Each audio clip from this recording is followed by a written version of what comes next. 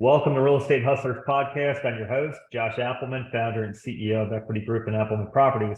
Today, we're joined with Eric Chatterton. Eric excels in multifamily property investments, managing $153 million in assets and 1,300 plus units. A best-selling author and industry expert, shares his insights through educational programs and workshops, and is eagerly connecting with other fellow operators. Eric, we appreciate you taking the time to come on and share with us today. If you could, just let everyone out there know a little bit more about yourself. Sure. Yeah, Josh, thanks for having me. Excited to be here. Just, pour whatever value I can into the audience. But yeah, I'll tell a little bit about me and kind of start. And so guys, once again, my name is Eric Chatterton. I'm with Gibby's Capital Investments. I'm one of the co-founders and managing partners for them. Founded the company back in 2020. And we've just kind of been off to the races since then. But yeah, I kind of grew up in and around real estate. My parents, they had both single family and multifamily homes. They had probably 10 to 12 single family and then 2 small multifamily buildings as well.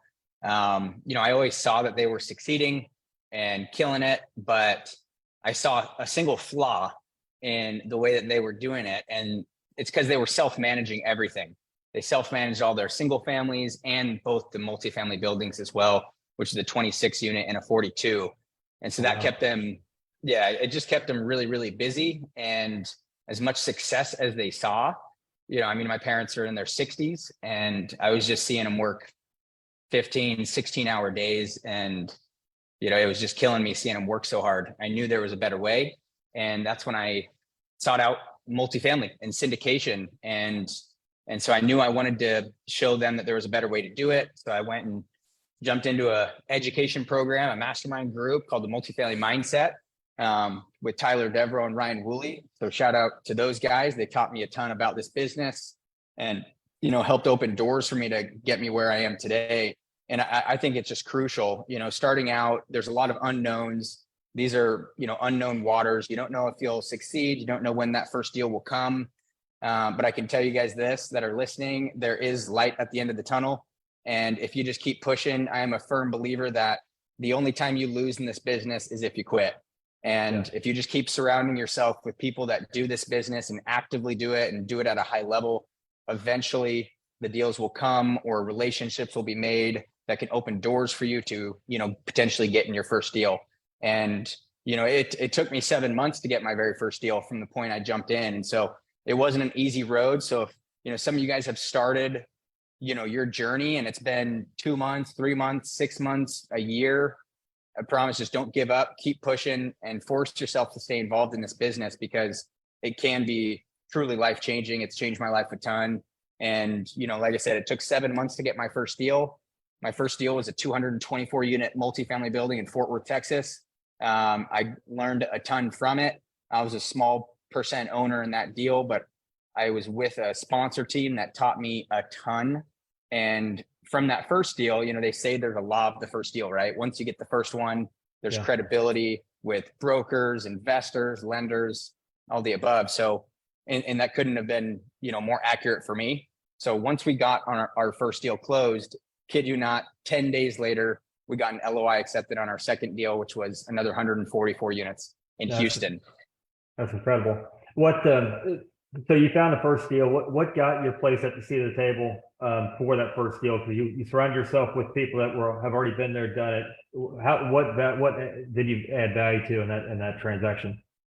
Yeah, and I love that you said that, Josh, because when I first started, it takes time to build your foundation of your own company when you're starting. There's a lot of moving parts. There's a lot of pieces of the business, and so I kind of shifted my focus from building my own program from the ground up to just trying to find a way to add value to other people. And that's exactly what you just asked, is what value did you add? And so on that specific deal, there was a couple points of value that I brought to the table on that one. And so the first one was the operators on that deal, they had a $2.5 million investor back out about a week before closing. Wow. And so they had a gap and they had already used extensions. It was kind of a crunch time. And thankfully, I had already been raising capital from family, friends, coworkers, other business professionals that I knew. And so I had about $3 million of soft commitments, just kind of waiting that I had built credibility and trust with over the first 7 months. And I didn't just, have them on deck. I was actually nourishing those relationships throughout the entire first 7 months because, I wanted them ready to go when I did have an opportunity. And working with a more experienced team, it gave me a lot of peace of mind. I didn't still quite know everything I was doing on that first deal. I came in literally last minute, and I was able to fill that $2.5 million void within that week. And that's what got my foot in the door. And then also the deal was in Dallas, Texas, or Fort Worth. I lived in Dallas at the time. And so the operators on it, they lived in Maui and Orlando. So I was also another point of boots on the ground for them locally. And, I wasn't technically the asset manager, but all I wanted to do was add value. So I offered all my help that I could for free. Hey, don't pay me, don't compensate me. I just want to get knowledge and exposure in the business. And so just put me to work, man. Honestly, just put me to work so I can get some experience. And they did. And so I learned a lot about even the asset management side of that business. I was going to the property a couple times a week, and just to get as much exposure as they could. And that right there, because I was willing to add value, and they tried to compensate me. They did. And I told them, no, I just want to add some value to you and help out your business. And that one deal led to doing 4 more deals with them. Nice. And so, yeah. And that kind of goes to the segue where when you're starting out, you feel like you need to do everything, excuse me, on your own. You need to find a property, you need to get the debt on the property, you need to come up with the equity, the down payment. With doing these large deals, a lot of people starting out, they don't understand, I guess they haven't discovered yet that it's a team effort. You have a team that pulls together to get these large deals taken down.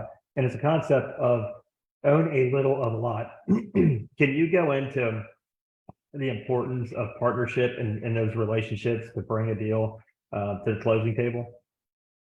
Yeah, absolutely. Because partnerships have been what would have gotten us to where we are today.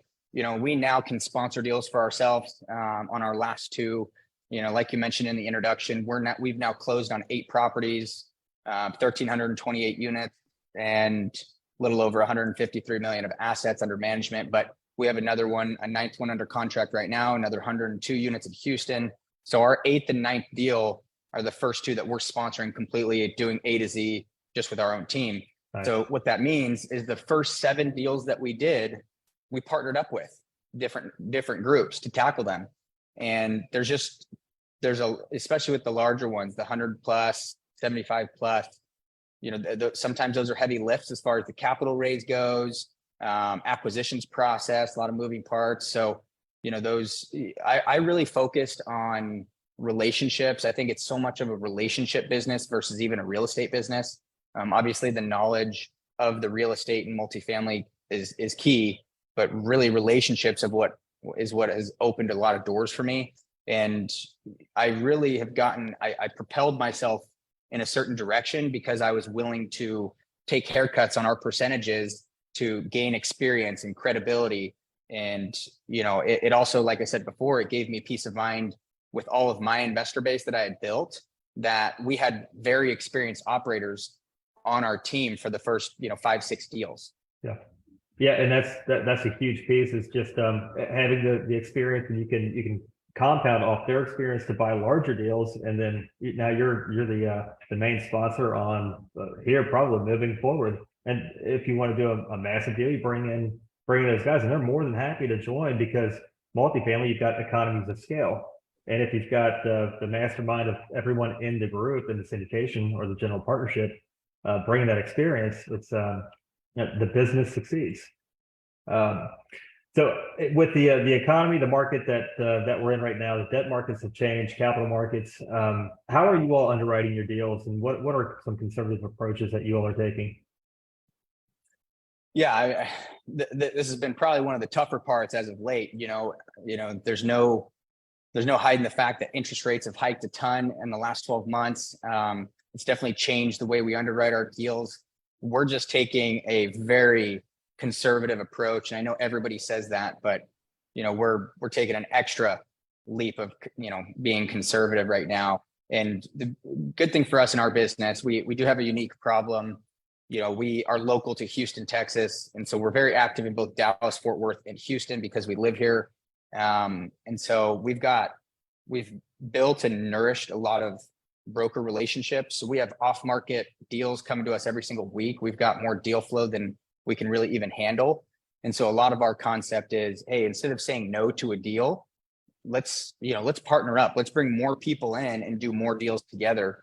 And so as far as, answering your question goes, with that deal flow, really we're focusing on being extra selective right now. If the numbers don't make sense, we're not forcing it at all. We're not fitting a square peg into a round hole. And so we're just trying to be very selective. And with the deal flow that we have, we can kind of pick those diamonds in the rough, if you will. But like I said, we're not forcing it at all. When we first started this business, especially out here in Texas, we were underwriting our insurance at $400 to $600 a unit. Things changed pretty quick. Then there was a big freeze in Texas, maybe a year and a half ago, 2 years or so. And that changed our underwriting. Things went up for insurance wise to, $1,000 to $1,200 a unit. And even with our deal right now that we have under contract and we're raising for, we wanted to be conservative once again. And in Texas, in Florida, insurance is through the roof. And so to be even as more conservative as we can, we underwrote insurance for that deal at $2,400 a unit, $2,400. And so, and the numbers do, and they still make sense. And we're getting our quotes back for between $1,900 and $2,000. So now we have a big buffer there that benefits us as far as our business plan goes. Do you think that cost is going to come down in the future, or is it there to stay? I think it'll come down, but I don't know about how much, but we're hoping it does, because it's definitely been probably one of the number one deal killers as we're underwriting these deals. But you have to get tricky with it. You have to get strategic, and sometimes there's policies you can assume, sometimes there's not.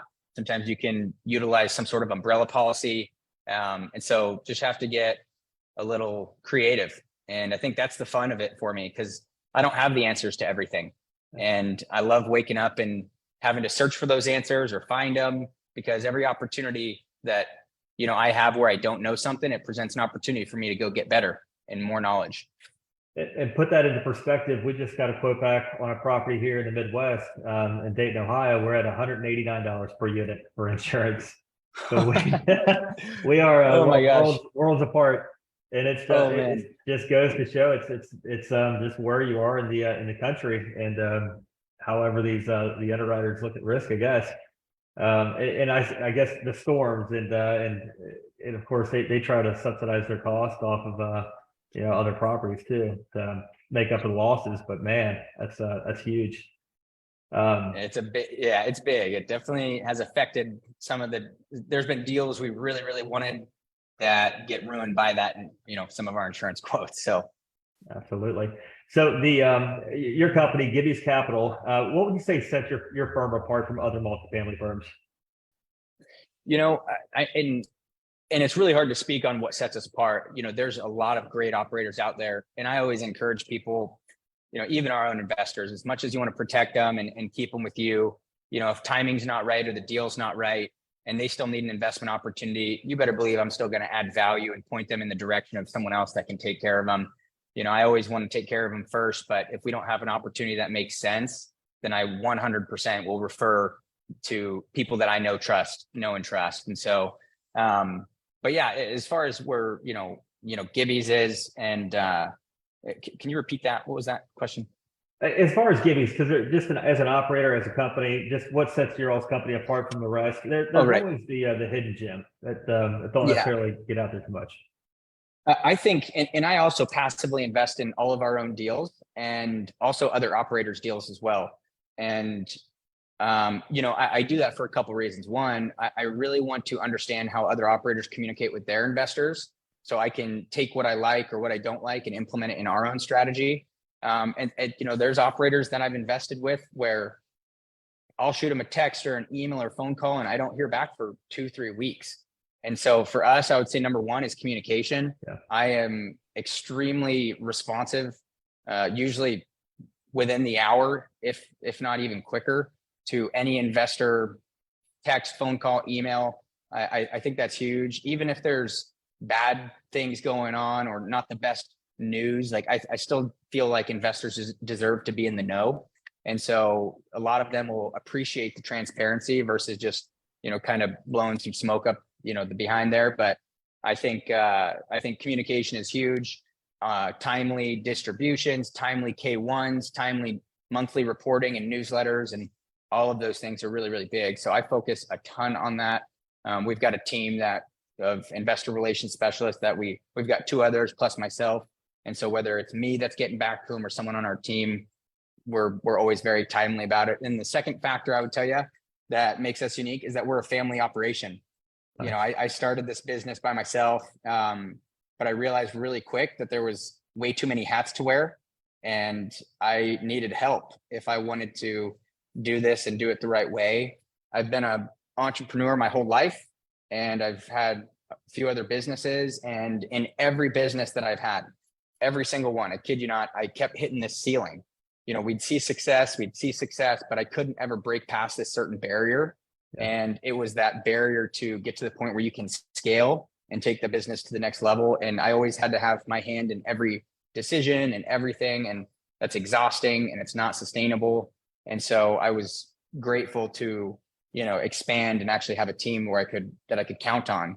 And what I did is, it's actually funny. I didn't mean to bring my in-laws in as my business partners, but I was frying a turkey in November 2020.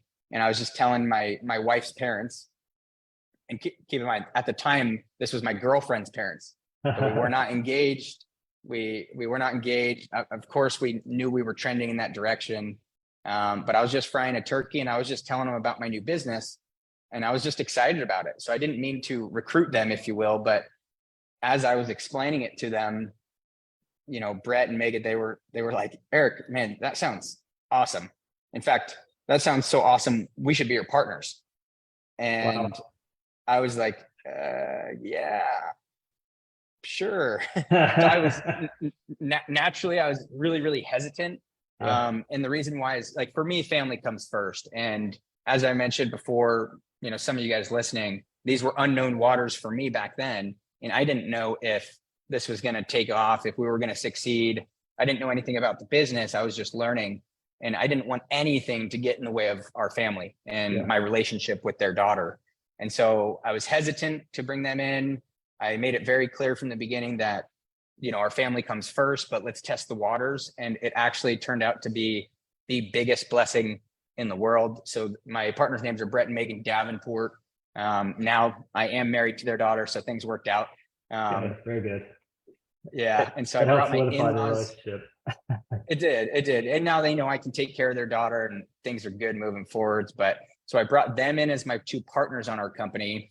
And then since then have expanded. But I mentioned my parents earlier. So my parents sold all their assets in Oregon and since then have redeployed a ton of capital into my deals as passive investors. But also my goal was to help retire them. So I retired them. They moved out to Houston, Texas, where I live right now. So it's the first time I get to live by my parents in 14 years, which is amazing. But then my dad, he got bored of retirement and he wanted in on the action. And so he did self-manage properties for 35 years. And I was like, you know what? If you're bored, we could totally put you to work on our asset management team. So now he helps out part-time with us on our asset management side of it.